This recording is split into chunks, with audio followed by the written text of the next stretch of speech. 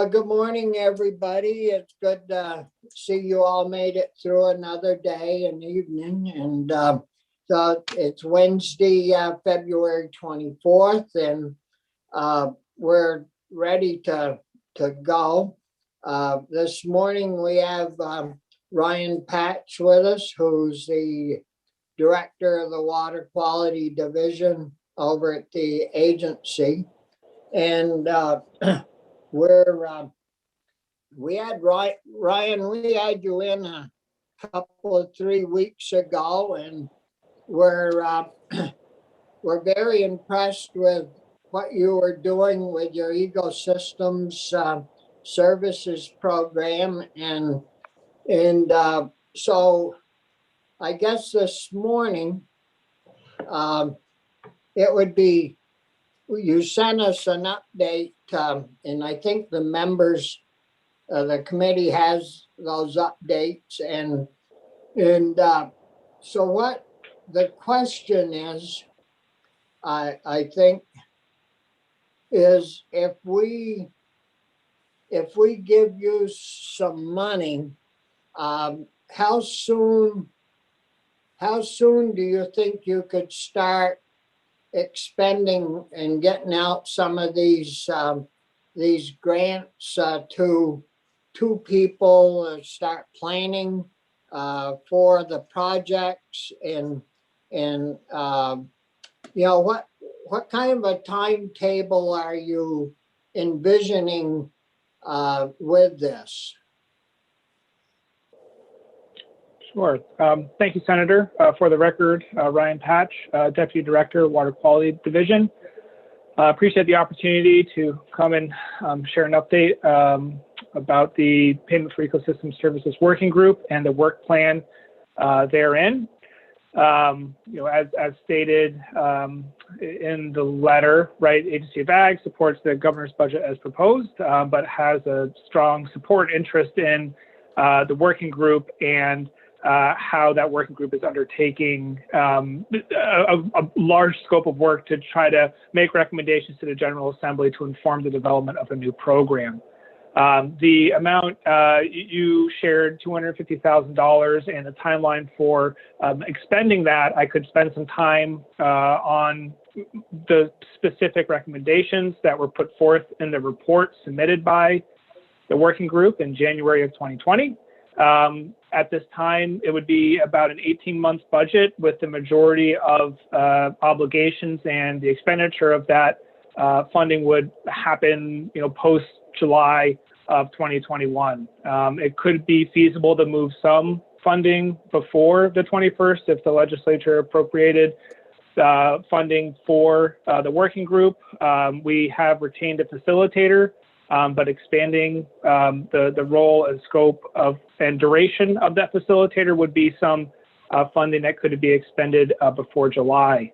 In addition, the working group requested, travel, which isn't really a thing at this point in time under COVID-19 restrictions, but the honorarium for non-paid working group members, especially farmers that are committing a lot of time to this area of work under the PES working group. So those areas are expenditures that could occur potentially before July. Why the other areas of work under a $250,000 proposal are required deliberation by the working group, a reconvening. There are new members that have been added by Act 129 in 2020, and so ensuring those folks have an opportunity to voice their perspective in informing the types of RFPs that would go out for research and other literature review is why likely it would be far more feasible to happen after July, that the working group put forward an evidence-based review of existing programs and modeling tools, a comparison of existing modeling and measurement tools to new and emerging technologies, what for accuracy, cost, and how it can best represent specific, ecosystem service and other metrics therein. And then coinciding with all of that is the economic valuation study, how to price and set additionality standards for ecosystem services. How are we going to ensure that the good work that's happening, there's an additional benefit being brought to the state through a program like that. So those are 3 specific research proposals that would need to happen before we could get to pilot and farmer testing, right? And so that is a reduced portion from the $500,000 proposal the working group sent forward. That was a $250,000 was the bulk of deploying after the research happens, after the consensus is reached within the working group about which tools does the working group want to see utilized to measure ecosystem benefit and natural capital, that would then be deployed. And so that field pilot and those trials would likely happen in the spring of 2022 if the working group's charge is extended, which is in a bill before the House Committee on Agriculture and Forestry at this time. So if those 2 things happen, that's how I would envision that amount of money the committee discussed being utilized and expended by the working group, and in that order. Yep, so you could, if we can get you some money, you could get started in May or June with some of that planning and getting the group going further. So if you had it, see if it's in the 22 budget, you don't usually get it till July 1 or, the 15th. Well, the summer's half over. And so we as a committee have been thinking about getting you some of this money early on so you can get this group fired up, because, soil health and water quality and regenerative ag and all these things are very, very important to us, but more important even to our constituency who's working the land and growing crops and things. And so we just wanted to get your take on it to see, we don't want it sitting in the office in August and September. We want you to get going with this if we can get you the money. And so committee, do you folks have questions, Brian? Thank you, Bobby. So Ryan, nice job putting this together. This is strictly, the 250 grand is strictly to sort of set things up and put things in motion and take a look at things. Do you have any sense at all about what we're going to be talking about in terms of a budget to actually do something? I guess I'll just leave it at that. Great question. One thing to submit before getting to the prospective look at what a program would look like for the state. The working group, we have a facilitator in hand, or we are planning to reconvene in March of this year, and so we'll be hitting the ground running. And if there is, money appropriated by the legislature, that would really focus those first meetings and narrowing the RFPs and working to get those ready to be posted if funding is allocated to this effort. Senator Collmore, to your question specifically, the perspective of many of the farmers and the farmer groups within and others is, within the vision statement, it's a holistic. Look to the working group envisions a system in which farmers are hired to use their ingenuity and know-how in caring for the land to rebuild Vermont's natural capital. And so when we think about the attrition in dairy farms in particular, but other challenges that exist for other sectors, the farmer groups see the valuation of the services they provide to the state for soil carbon capture, as well as resilience to the built infrastructure with their cropland, as an indispensable value that could be lost. And also there's context of food security also, which was raised with the beginning of the pandemic, and is there enough food? So for all of those reasons, many of the farmer groups and others on the working group see this as a critical need to really rethink how farms are compensated for the work they do. Paying for meat, milk, and fiber is definitely one way, but there are other services that are provided. And so as far as scale, how transformative this program could be, is in many ways going to be put to the legislature to think about how to appropriate any funding or how to think about this, agricultural system and these additional benefits that are brought. They're numerous and they can be enhanced. They are already at a high level in many cases. And that's kind of the wrangling and why the working group was so intent on doing this background research and planning before proposing something. So different scales of impact could be considered. It could be enormous. It could be a targeted program. That remains to be seen, and that recommendation will hopefully come as a consensus from the working group. So if I could add that up in one sentence, it's TBD. I guess. Sure. TBD in That's okay. Chris? That's all right. Thank you. Yeah. Chris? Two questions for you, Ryan.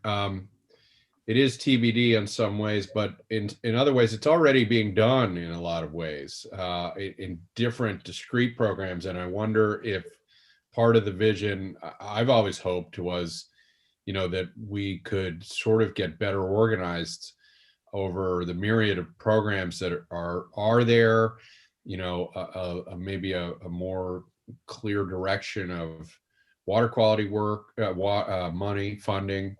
There is a lot of money kind of in this sphere. And it'd be my hope that, we would also, as you say, we're learning about metrics, therefore be able to really say, hey, here's some farms that we really need to build soil health in a big way so that they're, less vulnerable to runoff and flooding, et cetera. So I guess the question is that accurate at all? I mean, in your vision of where we land? Absolutely. When we talk about climate change and ag mitigation, the term co-benefits tends to speak to the other benefits derived from looking at ag mitigation strategies. In the state, there's been enormous investment in water quality improvement work, which translates to many of the practices that lead to modeled phosphorus reductions, but could also be quantified for other metrics, including soil carbon storage and enhancements therein. That's not the protocols we have established at this time. We could work to build those. Though I would like to share the perspective of many within the working group that a performance-based system, rather than this discrete practice by practice system, which is by and large how state and federal programs are structured, is how farmers want to see quantified their holistic farm impact. And that does speak to a different program and why the working group focused on this kind of whole performance measurement and modeling basis, rather than how can we enhance existing programming, as there are some gaps in delivery that either farmers feel or other holistic stacked benefits you can't quantify by just looking at a cover crop per acre type metric. And so, yes, we're doing this, and yes, there are benefits. The working group and the farmers saw an opportunity for more of a performance-based measurement system that they would like to see as part of a PES program. Right. And just a follow-up, if I could, are you planning to, or have you already started engaging with the Climate Council at all? Because obviously they're pulling together, hopefully, a comprehensive strategy, and this would be a part of that, I would hope.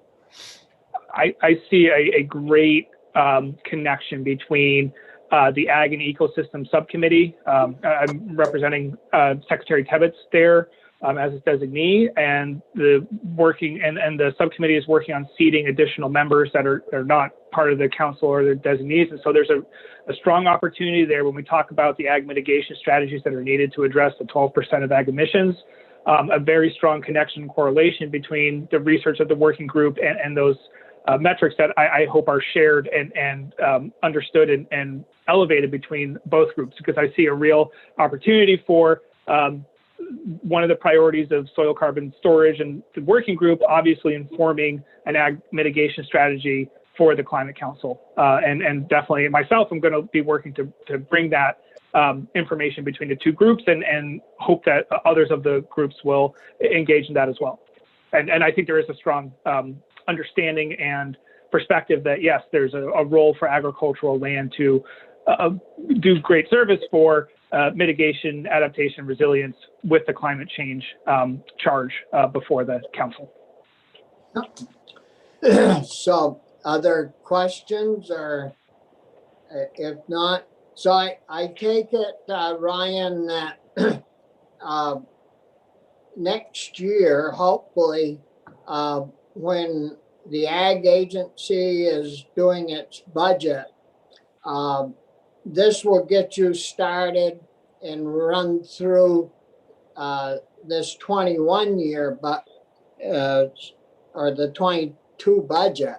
But next year, when you're putting your budget together, I would hope that you'd have a better handle on what you might be able to use during that following year, the year 23, to really start getting some results from all the, you should be ready by then, right, to really do land applications.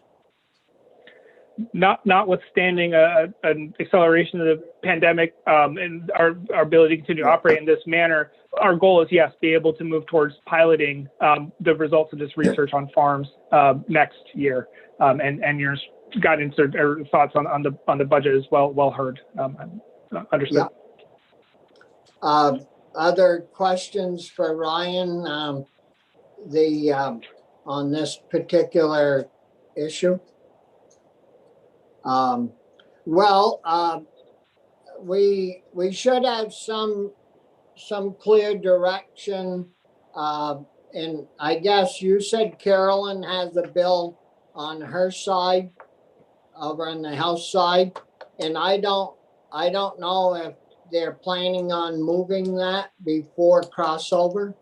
Do you know if they are or not? If I was to read the tea leaves, it is part of the housekeeping bill, and so I'm hopeful that will be moved before crossover. Yeah, and I anticipate it will move in some manner or fashion. That sounds good. I think, yeah, like I said, it's really important to us and our constituents that you guys move on this at the agency and get going on this soil health and food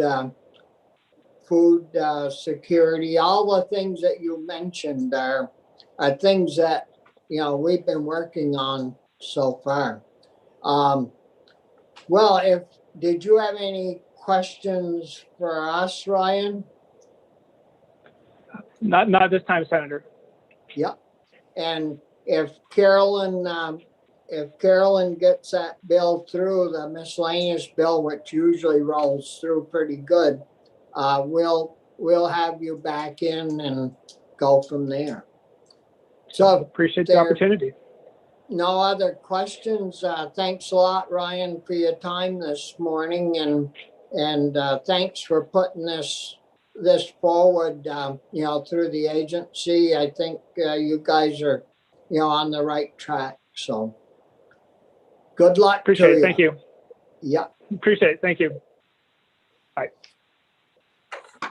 So I think we're good to go. Linda was gonna, we've got a couple of minutes here before we get started on the food hot lunch program, Universal Meals. Linda is gonna put a note together to send down to approach. So I think in that letter, we would just say that something to the effect that if this is put on the fast track approach bill, that Ryan, I believe I heard him say they would start meeting in March, and it would give them, so March, April, May, and they give them a 4-month head start on their project, and would be well worth doing this in the little fast track bill. Is that pretty much the way you guys heard it? Yep. Anything else you wanted to add to that? No? So Linda, did you have any other questions? Not yet. No? Not yet. I'll let you know at the end of the day. Well, Golly, that's a dangerous time to try to get hold of us. I'll write it up and send it to you shortly. Yeah. So the other issue that that we're working on down the hall that we're gonna need just to send a note down is on the slaughter and processing stuff. And they were looking, the study that Abby, she's coming in. What time's Abby gonna be with us, at 11 or so, Linda?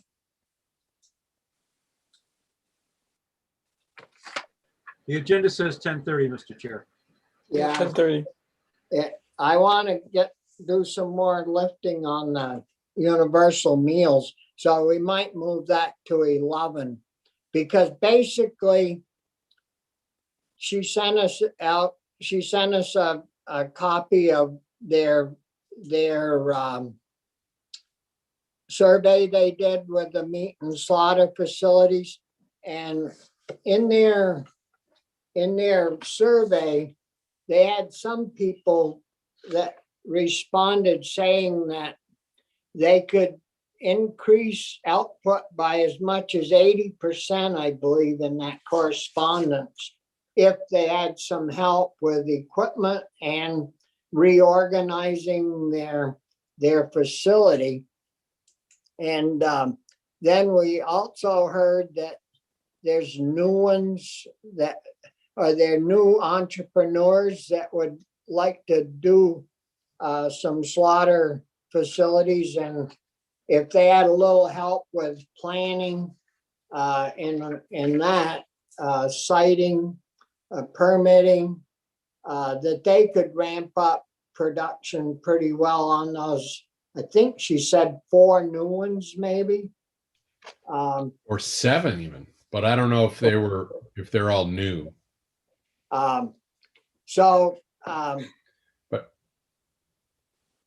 But Bobby, what is the state? So what would the money go to? I mean, we all support slaughter facilities, but is it to facilities? Is it to, because I keep coming back to this personnel challenge that we're going to have here. There would be some for training. And that would go, I believe, they would we can ask Abby about that, but I think they were going to team up with labor and industry and get some joint money to maybe help with the training as well as for processing, and then money for the retrofitting of some facilities, maybe putting the roller bars down lower for small ruminant animals. It's a combo of many things.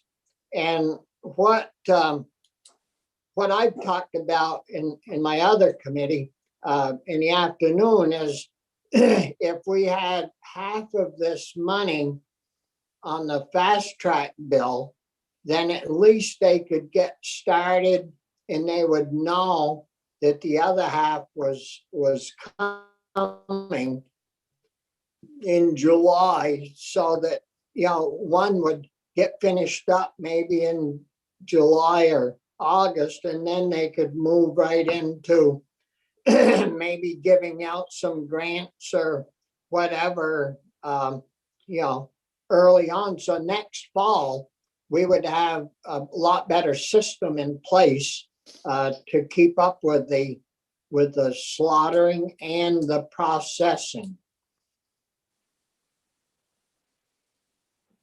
That good? Yeah, thank you. That helped. Yeah. So we'll have Abby, she'll be along a little bit later to go over all that with us. So I see Faye is right on board early this morning. Welcome, Faye. Good morning. Figured I'd Were you- just They're log gonna, in. they're gonna let you work alone today or? I think I am working alone today. I think Betsy had another meeting. We don't Yeah. normally come apart.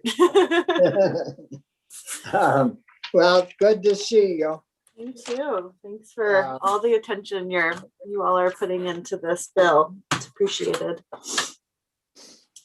Yeah, I've had to hire a bodyguard, you know.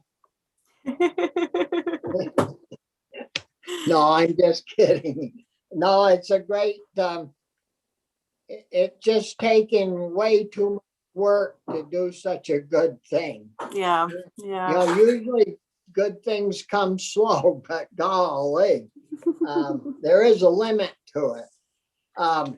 Hey, we'll be getting started, in a few minutes. Rosie's with us. Do you have, numbers, or should we get those from Rosie in regards to like how much does the federal program pay for free meals, for reduced meals, and and how many are there, or any of that information? Yeah, we have some of that data, and Rosie will have that data likely as well. I don't know if either of us have it at our fingertips this morning, but I can work on pulling it up a little bit and seeing what we have for you, but we can follow up. I do know in our different calculations that we've made about what the long-term impact might be on the education fund. We've both factored those in different ways too. So that's something that we can share with you too. But it seems like we're But miles apart on those numbers. And I fooled with them at home here, and I can't get to that high number for some Yeah. reason. I mean, it's both how the meals are, all the different factors, each school has different ways that they're different revenue sources that they're tapping into and drawing down federal dollars. And so, the actual budget for a school meal program looks different in each school. And then in the estimates, so I will say that Joint Fiscal Office is working on a fiscal note. Oh, good. So we've been talking with them a bit. I'm hopeful that we'll have something at least by the time you all come back after next week. So I haven't seen anything with them, but we've been talking with them. So, but I know,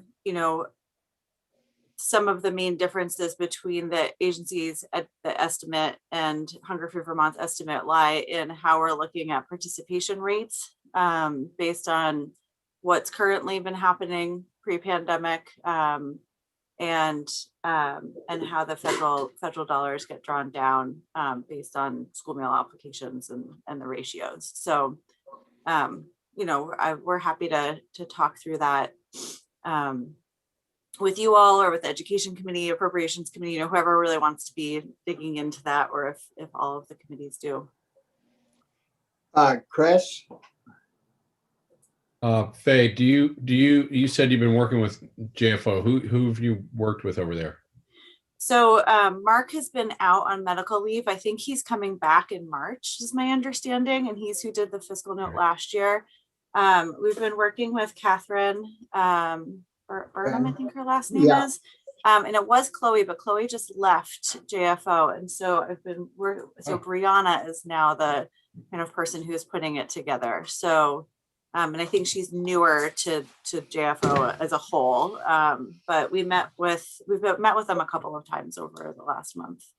Do you Yeah. feel like there's so many moving parts here? Oh. Yeah. That I wouldn't want to have to testify on what the estimate was myself, but do you feel confident that they're understanding the moving parts and the dynamics? Because you know, we're Yeah. the reason I ask is whatever they come up with, unless we can quickly, you know, talk them in a different direction, we're going to be sort of operating with that number. So it's pretty important that we get it as close to our best shot of accurate that we can. Yeah, so what I will say, I haven't seen what JFO is putting together. What they put together last year, we think relied on unrealistic participation rates and also was not fully factoring in how the federal programs work with drawing down the federal dollars. We've been sharing with them the way that we've calculated and kind of walking them through the data and how the school meal programs work and all of that. So I'm not sure where they'll land. I will say that we, you know, as we've talked about, there's a lot that it's hard to get a really solid number. I feel really confident in the estimate that Hunger Free Vermont is coming up with about the long-term impact. And the nice thing about the legislation is that it's a 5-year transition. So there's time to see how it's happening and make adjustments if those are needed, and to adjust as federal rules change and federal funding changes. So we have developed, you know, the way that we're developing our calculation model can be adjusted as things shift at the federal level, or if, you know, a number of schools move to universal school meals this year, you know, we can factor those in next year. And, you know, and so it's a, you know, I think it's important to remember that the impact is spaced over 5 years, and that we'll have a lot of, we'll learn as we go, and how, you know, and Rosie and the AOE estimate is really looking at, like, you know, if 100% of the kids are participating and no one's filling out the application, which is the, you know, worst case scenario, not for participation. It'd be great to have 100% of kids participate, but we've never seen that at a school. No. And so I think, you know, thinking about ranges is helpful. And that's what we've been looking at, you know, coming up with a number and thinking about it as a range. And so I can come back with many more details about it too. So I think we have Jim, Ted's with us, and Rob and Jesse and Rosie. So I think we'll have Jim run through the changes that we had asked Jim to do yesterday, and then we'll move right into testimony from you know, people from the agency and get to asking questions. So Jim, are you ready to go through your changes that you did yesterday or last night or this morning or sometime? Yeah, I am. Can you hear me? Yeah. Okay, good. Okay. Linda, can I share the screen?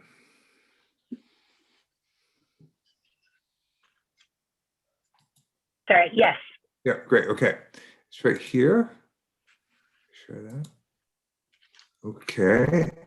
And let me make that a bit bigger for you. Yeah. Come on. All right. So for the record, Jim Dameroy, Let's Console. We were walking through version 8.1 of this draft bill. There aren't many changes here, actually, because mainly what's happened is just reversing the changes that were made in the last draft, which had struck the first year of the grant program, has been added back.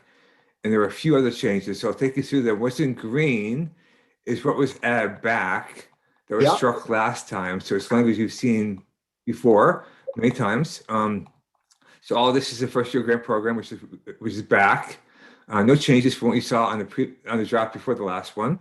So this is all familiar. Yep. Take this through here. And then we got rid of the exclusion for unique food products. That's gone. Yep. And then we changed this date. It was March 31st, got pushed out to April 30. Gives a little more time. We changed this reference to summer food service program at Rosie's request. And then we reversed out the changes that were here. There were 3 requirements before the last draft, and we went back to the original just to promote the program. So we took out the other 2 that have been suggested by Betsy. And that was it, I think, right? Yep, that's it. Yep. Any questions for Jim on the redraft from the committee? What about from the guest? Any questions in regards to the redraft language from any of our guests or from AOE? If not, Ted, you're with us, and did you get finished up yesterday, Ted, or did you said you had Robert and Jesse with us, and did they have comments that they wanted to add, or did you have new comments to add, Ted? Yes. Good morning, Chair Starr and Vice Chair Pearson, Senators. I appreciate the opportunity to come back. For the record, my name is Ted Fisher, Director of Communications and Legislative Affairs for the Vermont Agency of Education. And I feel like due to time, we sort of left it somewhere in the midway point. We were talking a little bit about the funding, but I did want a chance to talk about. I brought some colleagues who are specialists in the work that we are doing to address the data issue. And this is something that we've been working on for a while. This has been on our radar screen. We've worked with you guys in previous sessions. So it is something that we are actively seeking a solution to. But we recognize that your committee understands the complexity of this. So we wanted to share a little bit about that process. And really the concern from the agency's perspective about the data is that unfortunately, the link between the free and reduced lunch number has a lot of follow-on impacts, some of which are fiscal, some of which are educational, in terms of our ability to pull down federal money and things of that nature. So we, in terms of we are urging caution and care, and suggesting that the Senate Education Committee and the Education Committees, as this bill moves through the process, should hold hearings on some of these issues and weigh in and work with you on this. That being said, in the spirit of your request yesterday, we can propose some edits to Jim specific to the data piece. Right now, you have a household income form, and if after you hear from us today, you'd like some thoughts, we can provide those concretely to Jim on the back end.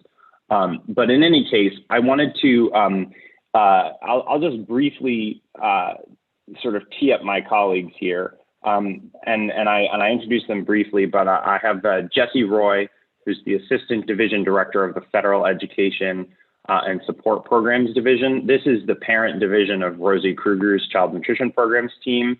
Jesse is also and I'm going to mess it up, but our Consolidated Federal Programs expert. His team He supervises the team that is responsible for the title dollars and a lot of the federal programs, the applications and the processing of that information.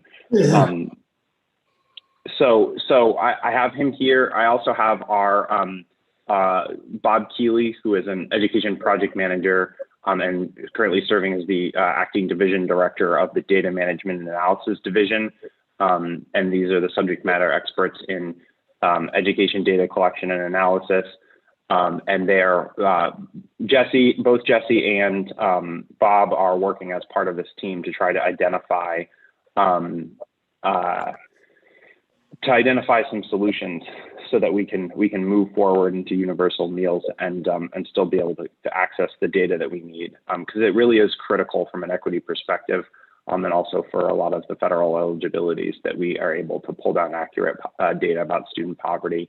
So I'll hand it over to them because they're much more fluent in this, but I will just say that the working group, and COVID has obviously had many impacts in terms of the work that we've been doing and capacity and bandwidth.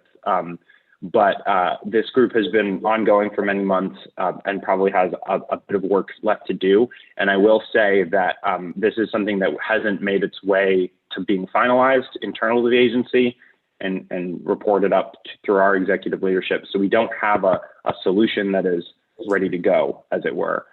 So I'm just signposting that from a perspective. Some of the things that we, if you have specific questions about some of the solutions, they're all tentative at this point because the work is still ongoing. Yep. But just go ahead. So I'll actually just pass it over to them. Jesse, I'm gonna ask you if you would comment first. Yeah. Good morning, Jesse. Welcome. Good morning, senators and others. Thanks for the opportunity. So as Ted has kind of previewed, the AOE supports the intent of the bill. And I think, several of the senators spoke passionately yesterday about the importance that we address inequities through providing nutritious meals to all of our students. There are some downstream possibilities of creating new or exacerbated inequities by not getting this low-income measure piece exactly right. And so what I'll do is I'll speak to an example of a sort of a larger concern that exists around this to sort of reemphasize Ted's point that we really want to take some time and exercise some caution and make sure that we get our ideas for a low income metric to replace free and reduced lunch correct. Because as you all know, when universal meals, or if universal meals take effect statewide, we'll no longer be collecting those free and reduced lunch applications in our LEAs. Now, why would, Jesse, why wouldn't we still be collecting that money for free and reduced meals? So in terms of parents submitting applications for their students to be eligible for free or reduced meals, there would no longer be an incentive for parents to submit those or for LEAs to collect them. And in fact, I'm not sure we'd even be allowed to, and Rosie can probably speak to that better than I can. But if all students are afforded free meals statewide, that application would no longer have meaning, essentially. But that's an assumption on your part. In the 80 schools that we already have in the system, are they not collecting these low and reduced meal things from the parents? As if Rosie's on the line, that might be something she can speak to more accurately than I can. Yeah, I can answer that. So part of it depends on which type of universal meals the school goes to. So for provision 2, the school does collect the application once every 4 years. Once every 5 years, the first year and the 5th year, and kind of in a cycle. But in the intervening years, they're not allowed to collect the free and reduced meal application. And so if the schools need free and reduced meal application information, they instead collect household income forms. And we have varying rates of success with that. And that's kind of one of the reasons we want to stop and study this, is we don't have a lot of really good information on how successful our schools are at collecting those household income forms. And we know that some of them really struggle with it. We know that others, it's not such a big problem. So we need to kind of make sure that if schools are moving to a household income form, or if we're moving to one of the other potential ways of measuring student poverty that this working group is looking at, that those are still accurate measures of student poverty and that can kind of parallel what we're collecting. And so I don't have, I know anecdotally from schools, some of them, again, really struggle with the household income form versus the free and reduced meal application. And some of them have less trouble with it. But I can tell you, you can't just keep collecting the free and reduced meal application per USDA regulations when you're going into these models. You're not allowed to collect it. So you have to move to some other metric. So if you collect one the first year and one the fifth year, what about the other 3 years? Do you use the same data you collected the first year for the next 4 years? That year plus 3 more, or? For the school 4? meals, sure. For the school meals programs, you apply the ratios of free and reduced children who ate in the first year to the subsequent years. So you're just counting the total meals served and you're applying those free and reduced meal kind of ratios. And so you're not collecting individual information about individual students in those subsequent years. So suddenly you're missing the information that says this particular student is free or reduced status. And that's kind of one of the problems of that, you're missing that information. And the reason you have to have that is for an audit, or? No, so I'll turn that back over to Jesse to talk about Jesse. why we might want that particular, because it's actually not needed for the school meals programs. We don't particularly care in the school meals programs about individual students who are free and reduced, but it is actually needed in some of these other programs. Yeah, Chris has a question before we move back, Jesse. Senator Pearson. Jesse, I do want to hear what you have to say. We have 80 districts now that are already doing universal meals. Is that right? Oh, Rosie, you're muted. Sorry about that. It's about 70 schools. And of course, this year it's all, everybody's doing it. So we don't have, the last numbers, we have our last year's numbers. But it's, some of those are independent schools. It's not 70 public schools. It's, right. And most of the folks who are doing it right now are our highest poverty schools. So they're kind of able to hit some of these thresholds for some of the other stuff that Jesse's going to talk about through direct certification and some other measures of poverty, rather than relying so much on those household income forms. So we're not really sure, again, it needs a little bit more study what's going to happen if we move to some of those schools that are overall, there's less student poverty, and we're really kind of dialing in on specific students. Right, understood. But the 70 schools, after all, that's not an insignificant portion of our education system, and they didn't all come on in the last couple of years. I know in my district it's been 20 years, and so I would like, and this bill doesn't push you to do this in 1 year. So you've asked for time to get it right. So Jesse, what would help me is if you would,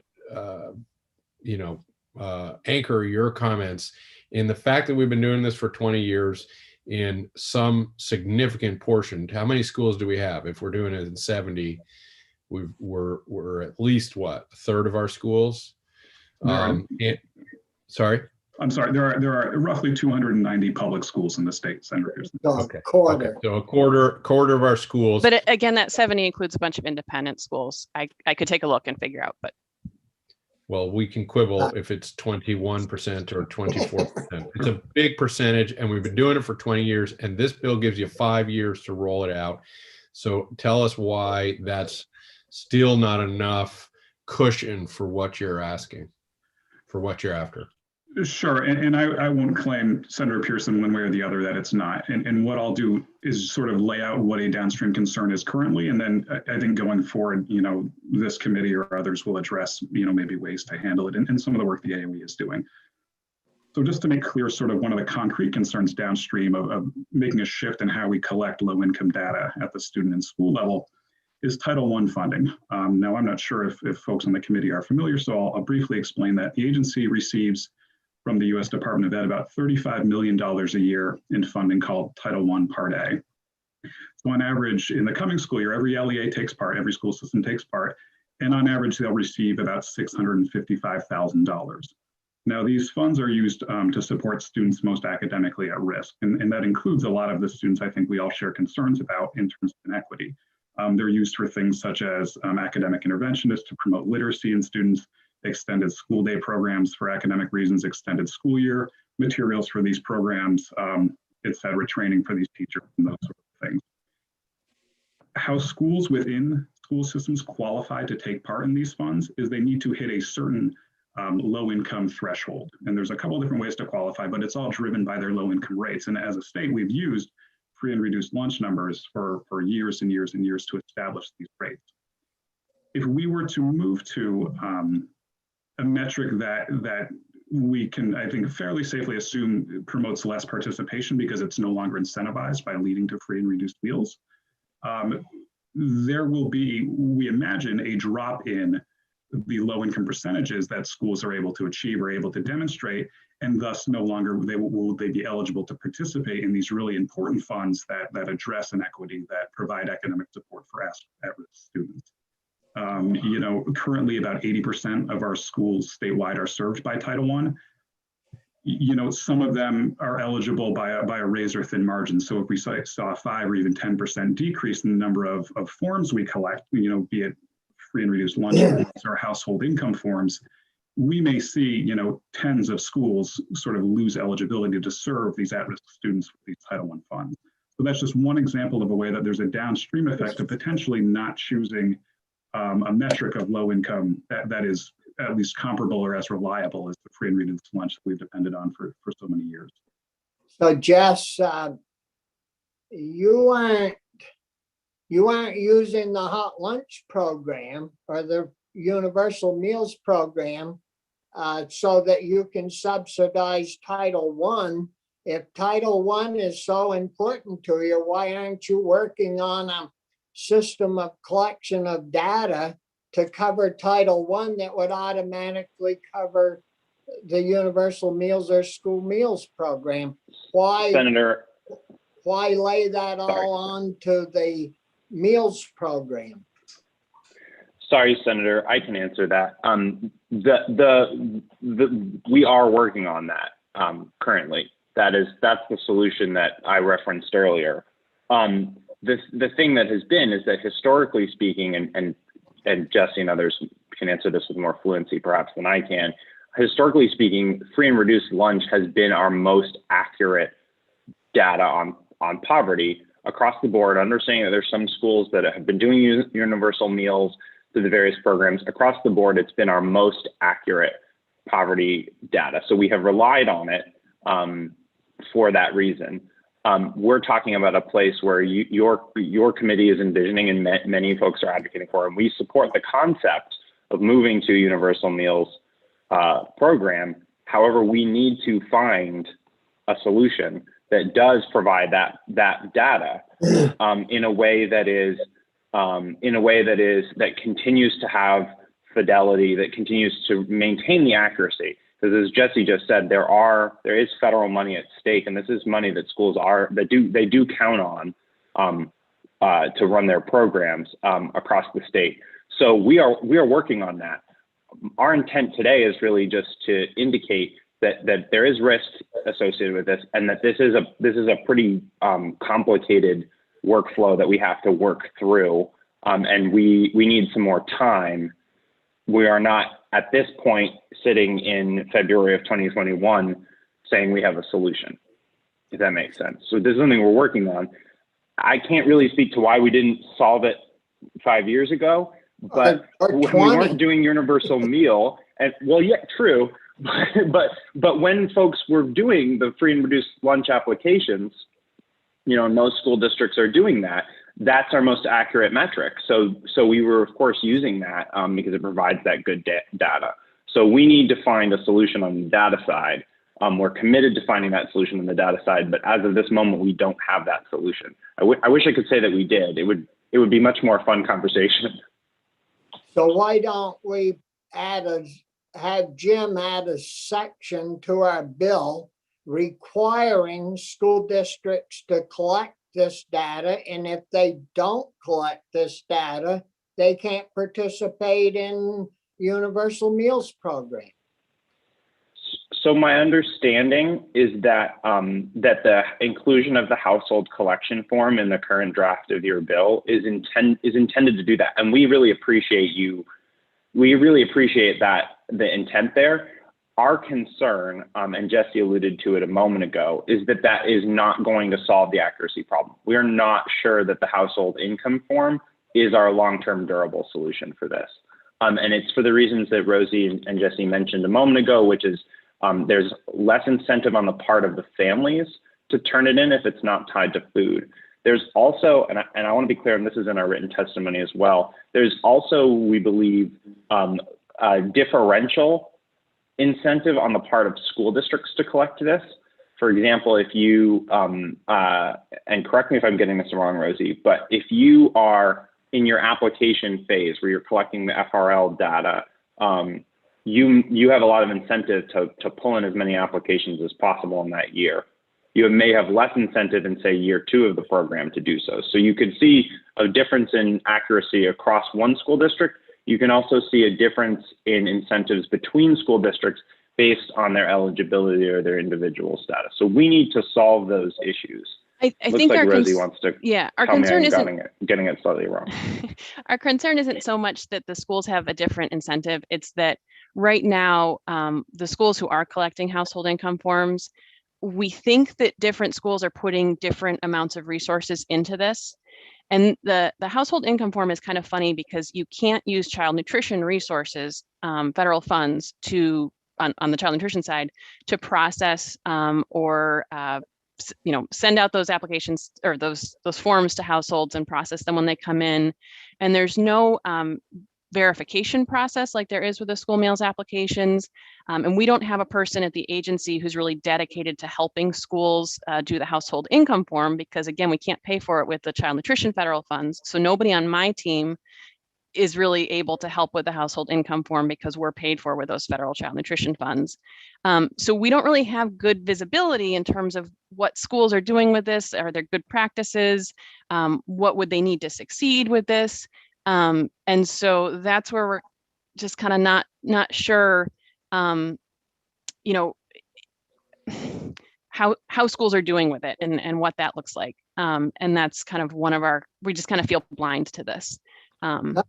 And one of the next steps for the group, I think, is trying to figure out what schools have been doing and what would be a good model here if the household income form was the metric that we chose to try and use, which in itself is a question. And I think one of the concerns of the agency is that we've, in the bill, in order to address this issue, which, we, again, like Ted said, we appreciate that you realize this is an issue and tried to address it, but you sort of lock us into this one solution. And so potentially giving the agency a little bit more latitude there to continue to explore what the best solution is. And then when we find it, to tell the schools that this is what you need to do, I think is one of the pieces that we're looking for here. And again, I think that would be some of the potential language that we could supply you if you decide that's the path you want to go down, or a recommendation for what what would give us that flexibility to continue this work. Yeah, Chris has a question, then Ted, and then I'll get to Faye. Yeah, I was saying the same kind of thing, Faye, or Rosie, excuse me. And Jim, could we just peg it to, whatever best practice the agency comes up with? I mean, we don't have to name a form. I mean, if I'm a reporter watching this discussion, I'd be tempted to write the headline, Agency of Education won't feed all the Vermont kids because of paperwork. This is ridiculous. And we can dance around this all day we want. But again, we're giving you 5 years to roll this out. It's been around for a long time. So I totally reject the idea that the draft has to get tripped up because of how we identify the paperwork. And I'm confident Rosie and the rest of you can help schools. I mean, it is kind of remarkable to me that this is the very personnel that in the last 10 months, in the midst of a pandemic, have figured out how, in many cases, to deliver meals to houses.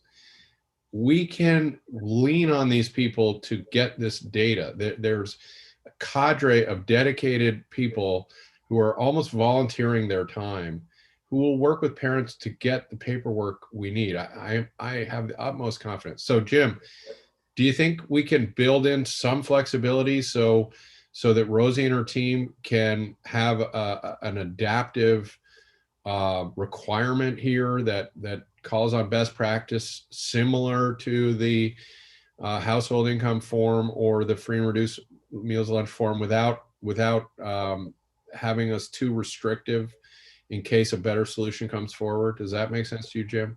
Sure, yeah, I can do that. It might be helpful if the agency sent me language that they like first, but I'm happy to draft that. Yep. I mean, we do this on fuel assistance, and I mean, there's a host of programs that all depend on people, household incomes statewide. And it just, yeah, it's mind-boggling that we can't figure this one out. And I think we can if we could get a little help. I mean, one paragraph would settle it for me. School districts either fill it out or universal meals program with a big period at the end and wish them well. Ted, you had your hand up next, and then we'll go to Faye. I think Senator Pearson captured what I was going to say in terms of edits to the bill. We can supply some draft language to Jim. Essentially, you would be delegating to the secretary the determination of what the data collection process would be. That'll allow us some flexibility to work it out as we go through. I do just want to say that we are not trying to not feed kids. Rosie Kruger and her team and the agency as a whole has done an incredible job working hand in hand with school districts during the pandemic to make sure that that's seamless as possible. And I've had the pleasure and honor of having a front row seat to watch that as part of our pandemic response. So we're by no means trying not to find a solution here, but the timing is really critical. So we do want to make sure that this is a seamless transition as possible. So we appreciate the committee's interest in that, and we'd be happy to supply that language. Thank you, Ted. Faye? Yeah, thanks. I just want to support what's been said. I think we can solve the paperwork problem, and I'm really excited to see what's coming out of this working group that the agency has put together. And would really, we would really support, the household income form language was proposed because that's what's being used now in Vermont and across the country. If there are better ways, then that's exciting and really great. And so I really like the language, the idea of having language that allows for the best practice, for schools and the agency to be working together to utilize whatever the best practice is and allowing for that to evolve. So I think that's a really great step forward. And I will say too, to what has been said about sort of the 5-year runway with the bill is also that there are schools already going to universal school meals right now. So the work around the paperwork is a needed piece no matter what, and can evolve, as schools continue to move to universal school meals. Again, if this bill is enacted, the 290 schools are not going to go to universal school meals all in 1 month. There will be space. I do also want to just say that, one of the benefits of this is that it removes the incentive it removes the tie of kids being able to get food tied to families filling out a form. And so would hesitate on any language that tied the two together in a different way, saying, you know, if schools don't collect the information, you can't do universal school meals. I think that kind of just creates the incentive in a different way. So, you know, I think just there are a lot of opportunities for a new best practice that will work really well and can bring in different ways and different resources of supporting schools and getting high return rates. And organizations like Hunger Free Vermont are happy to be helping with that. And we'll also just note, Jim, as you're looking at the language too, there are two pieces in the bill that address this. There's both the declaration around the household income form, and there's a piece about the Agency of Education working with Hunger Free Vermont, and I think it's the School Business Administration Association, I forget the formal name of it, to check in annually around the best practice, and something around that creates opportunity for folks who are from the business office of schools and folks who are working with schools to be able to provide input, I think is important as well. Yep. I guess, Jess, we'll go back to you, Jesse. It was a long trip around the screen to get back, but thanks for hanging in there. So we'll pick up where you left off, Jesse. I appreciate it, Chair Starr. I have nothing else to add. I appreciate folks hearing our concerns around the data piece and understanding sort of the complexity. And while, again, the agency supports the intent of feeding all kids, we just want to make sure there are no downstream effects that actually end up creating inequities sort of on this funding or this service side for these same groups of kids. So we appreciate the flexibility. So thank you for the opportunity. I think we're all on that same page. It's just that to get there, you know, we're probably, I wouldn't say we're more anxious to get there than you guys because you're doing the heavy lifting, but you know, we want to get to that point, and we've heard from people from New York State, and they seem to be rolling along pretty good over there, and I would think that a little state of, you know, 630,000 people with 77,000 school children, that if they can do it, we ought to be able to do it 10 times better. And then we have acre after acre of new farms coming online, growing veggies and meat and all these things. And we need a supply. We've got the supply coming, and we're going to need a place to use that food. And what better place than to feed our children in the schools? So other questions? Did Robert, do you have something you wanted to add in here from your perspective, Bob? Sure. Bob Keeley from Agency of Education, the acting division director for data. I think much of what you've been discussing is really important. I think the one thing that I've added that I would add that hasn't been necessarily addressed, but potentially part of the conversation for that 5-year implementation plan is that as a state thinking about doing this in the forefront, there is no national guidance on how to use the data for an alternative to poverty. So we in Vermont are like many states in the United States that use FRL as our measure of poverty. And so in moving forward, we'll be going into an area there may be gaps between what the national guidance gives us and what we have to figure out. So having the flexibility to figure that out is important. Is there, I'll grab you in a second, Chris. We talked, I believe, last year about setting up some kind of a system between Ed and the tax department, maybe. I don't know how much we got involved with that, but we talked about being able to pick up these household income numbers right through the tax department. And I'm wondering, has the working group done any study or talking with the tax people, if that's even a possibility? So as I can far speak as to that. qualifying?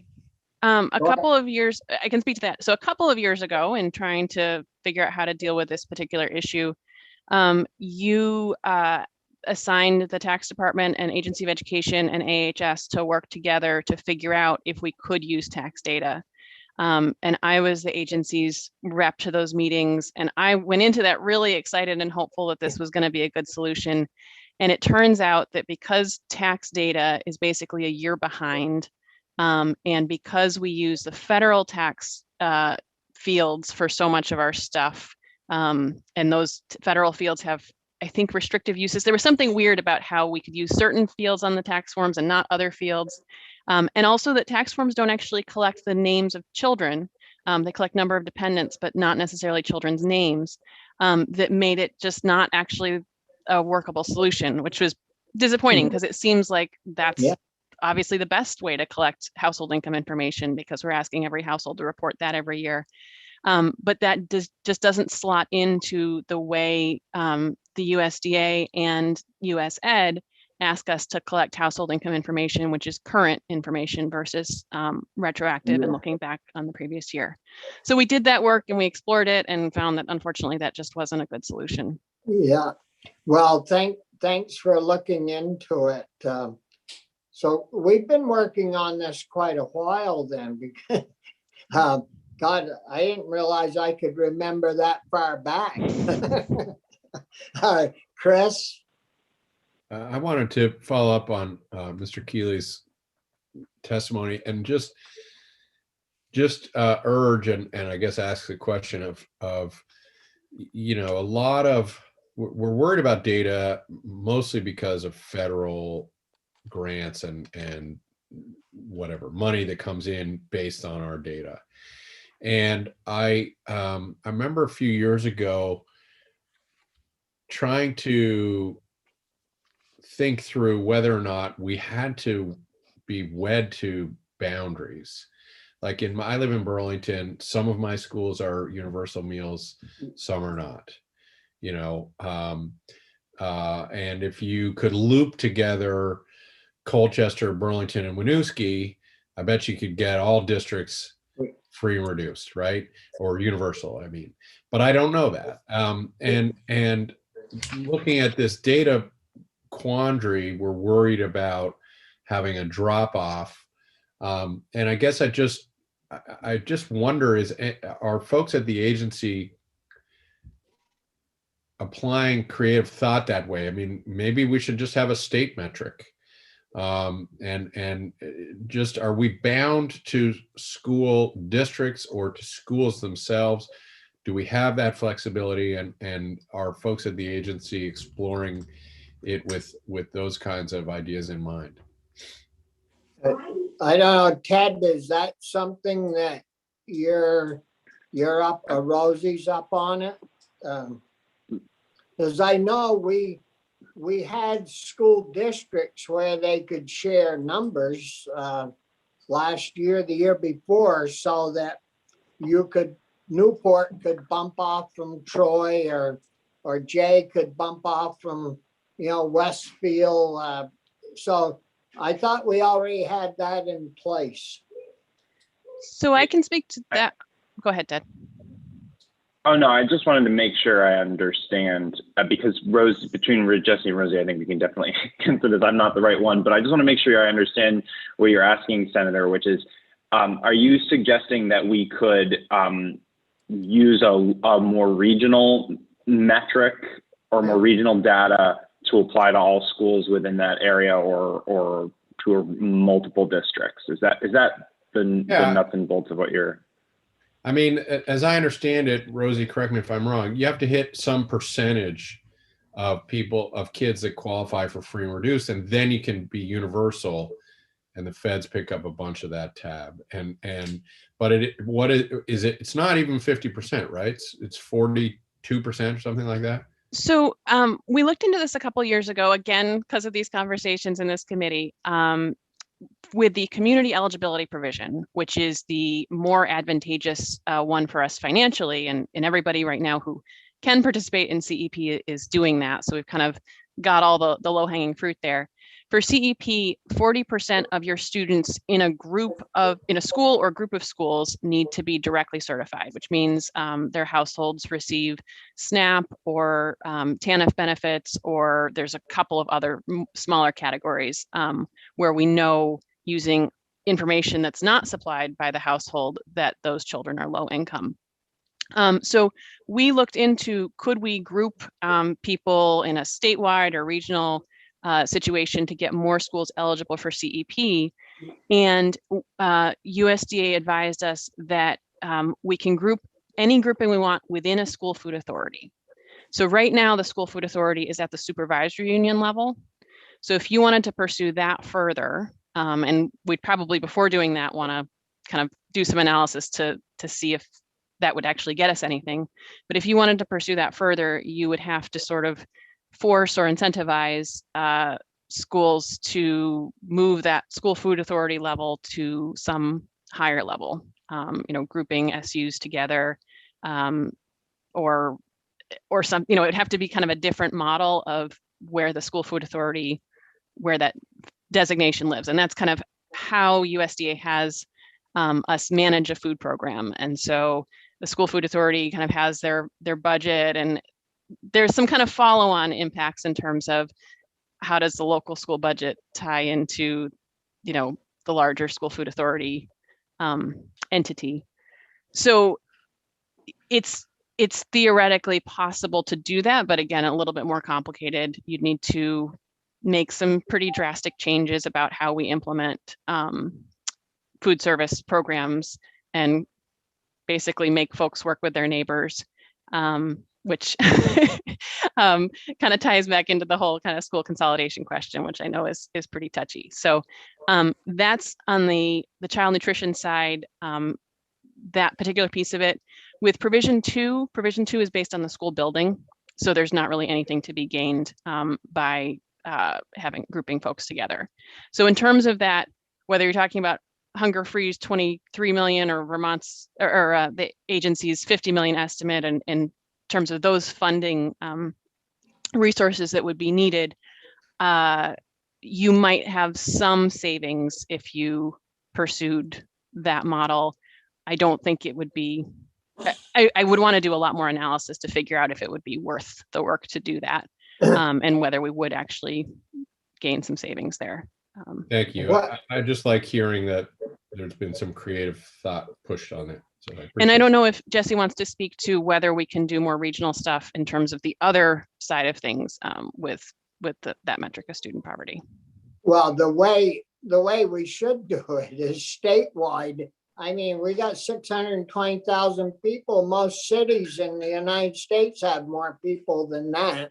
And, so we should do it statewide, because Windham, all those southern counties, I mean, those folks are, and up here in the kingdom, we're all starving to death. So, I mean, if we did it statewide, it would be a lot easier for everybody, I would think.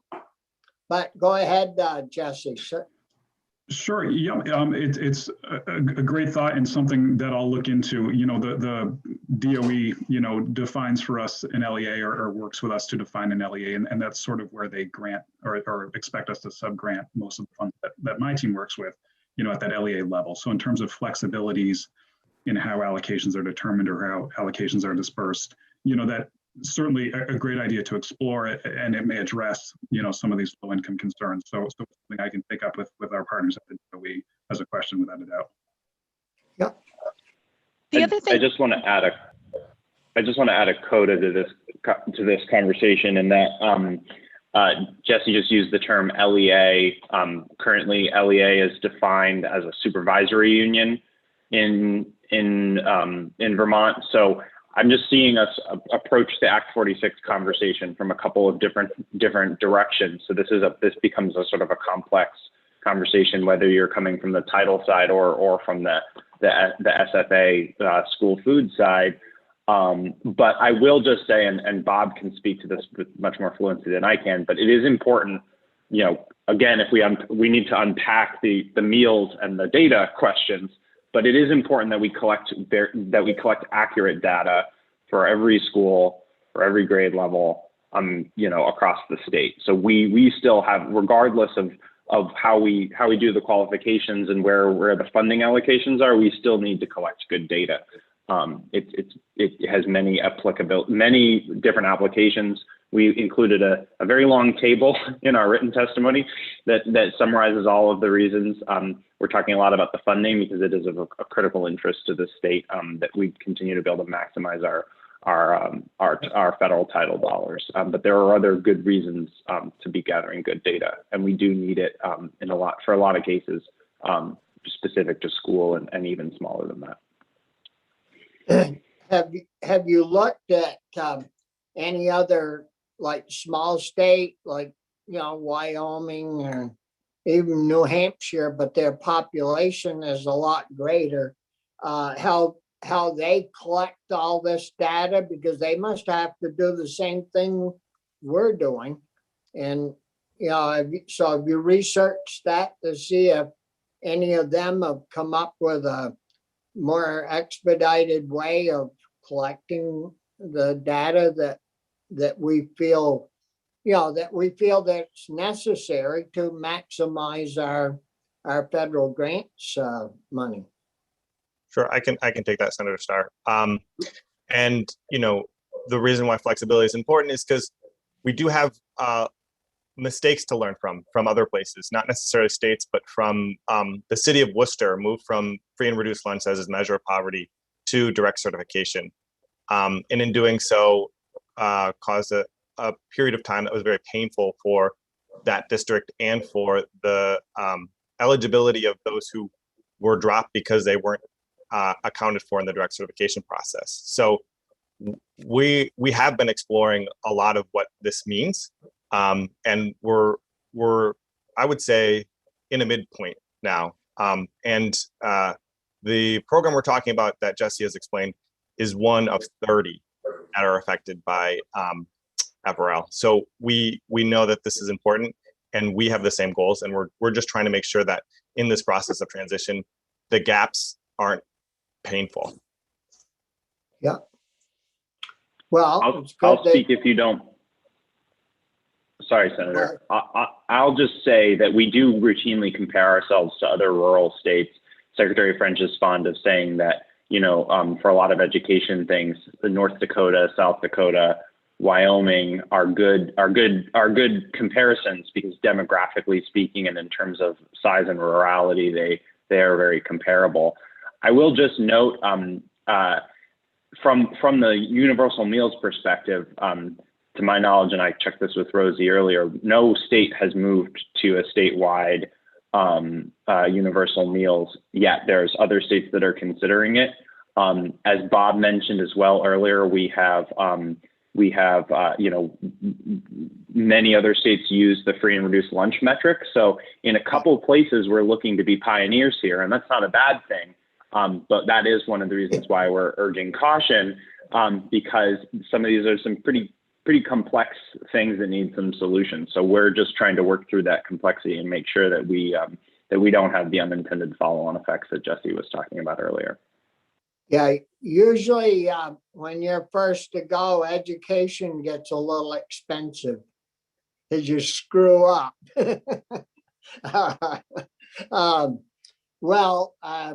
Are there other questions from any of the committee members and what we've heard so far this morning?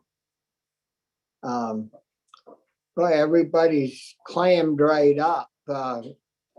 Faye, welcome. I just wanted to mention, I think Robert and Jesse certainly have more information about what is happening at statewide levels as a whole, but I do have information about how each of the states are collecting information in schools where they don't have, where they are using universal school meals, kind of what the process is that they're doing. And as Ted mentioned, no state right now has universal school meals for all of their schools. A number of cities do, and have for about 4 or 5 years. There is legislation in California and Massachusetts that have both been introduced, and likely coming in Maine and some other places. California actually has a really similar piece of legislation to what you all are working on, because it also includes local purchasing as well. So there may be some nuggets too that in some of those proposed legislations, and I'm happy to talk to some of my colleagues in other states too, and get a sense of things as well. Well, it would seem like if we're all pulling this food wagon in the same direction, the hill might be steep, but if we're all pulling it together, we should be able to get to the top, I would hope. Before we move on, Rosie, could you tell us about how much reimbursement do we get for free meals and reduced meals, and roughly how many we have? Do you have any of those numbers? I do have those numbers. I don't have them in front of me. Normally I pull all of those numbers and I have them in a reference sheet in front of me whenever I come before you, and I did not do that today.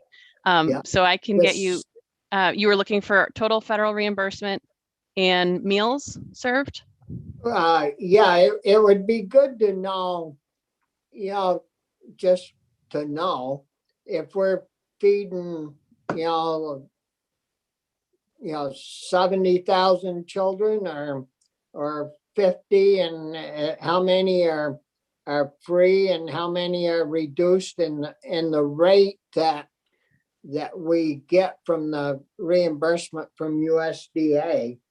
So I can tell you that our current statewide free and reduced percentage hovers between like 36 and 40% of our students.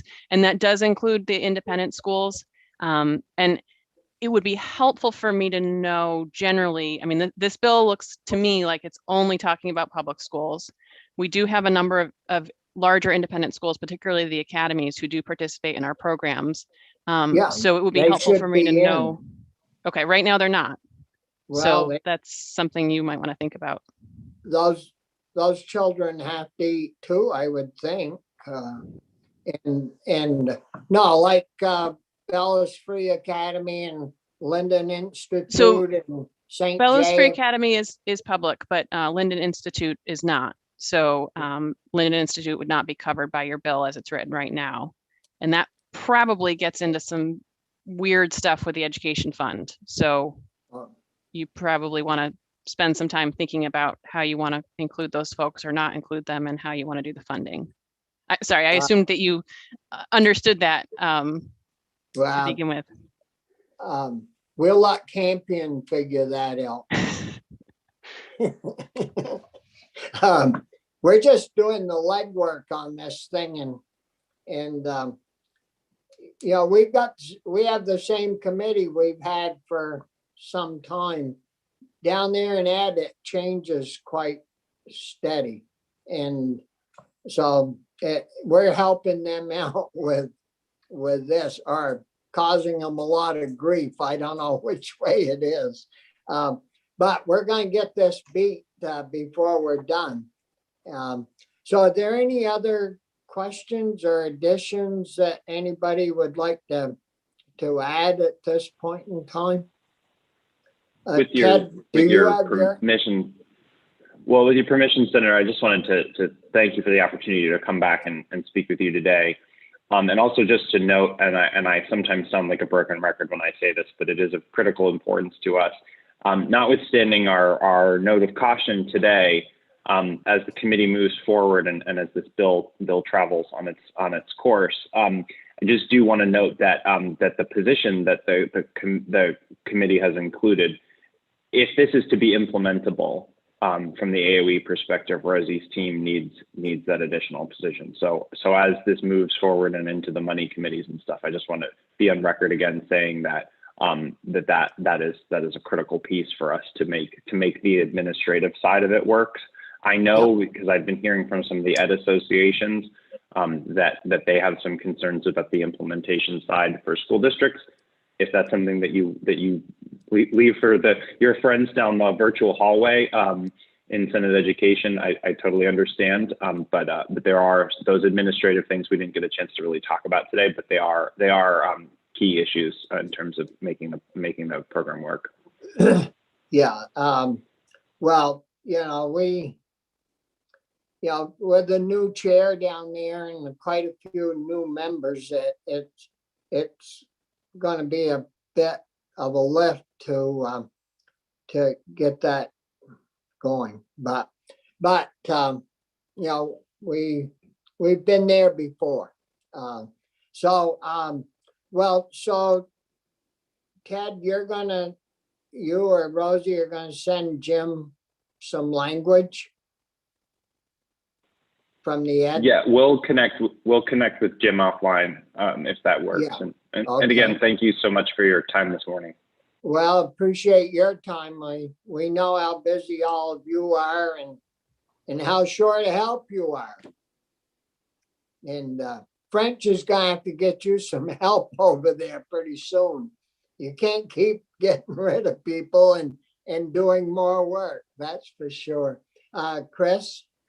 Just a quick question. Our discussion today has been about the universal meals, but in terms of the incentive around local schools, is the agency think we've got those mechanics, mostly smoothed out? I know it's, it is a burden, so I don't want to overlook that. But in terms of being able to pull that off, does the language work, Rosie and others? Yep. So I feel like the language is workable. Again, I need that position. I mean, right now the position in the bill covers both pieces, but I need at least some amount of a position to do the grant program piece of it. So if that were to break off and move on its own, I would hope that at least part of a position would stay with it. Anything else? If not, thanks a lot, you folks from the Ed Agency. Certainly appreciate all the work you're doing and have done in regards to this issue. And hopefully someday we'll accomplish our goal. So again, thanks. And we will only have that one change so far that you're going to forward to Jim. And I don't know just when that will happen, but we'll make sure and notify you if we work on this again, this week. It wouldn't be until probably Friday. So we'll keep you informed. So thanks a lot.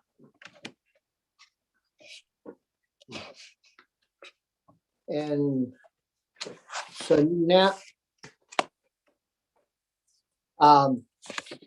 so we have Abby coming on board. I don't know, I guess, is Abby with us already? We could take a little 5 or 10 minute break if you'd like. That would be Could you great. wait, Abby? Absolutely, of course. Are you right out straight, or can you wait for 5 minutes? I'd be happy to wait for you to take a few moments.